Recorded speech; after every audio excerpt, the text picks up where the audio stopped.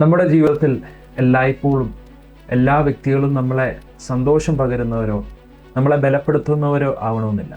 നമ്മളെ വേദനിപ്പിക്കുന്നവരാകാം. എന്നാൽ നമ്മളെ വേദനിപ്പിക്കുന്നവർ, നമ്മളെ മുറിവേൽപ്പിക്കുന്നവർ, അവർ നമ്മളെ തച്ചുടച്ച് കളയുന്നവരല്ല, നമ്മളെ ഒരു നിലയിൽ പണിയുന്ന വ്യക്തികളാണ്.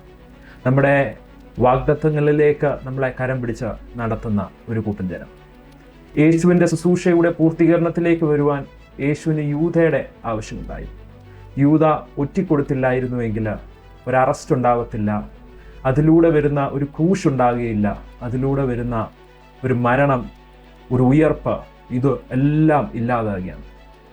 ഒരു യൂദയാണ് ഇതിനെല്ലാം കാരണമായത്. ഒരു യൂദ യേശുവിനെ ഒറ്റിക്കൊടുത്തതിലൂടെ ഇന്ന് ഒരു കൂട്ടം ജനതയ്ക്ക് യേശുവിലുള്ള വിശ്വാസത്തെ പങ്കുവെക്കുമ്പോൾ നിത്യജീവനെ അത് പകരുകയാണ്.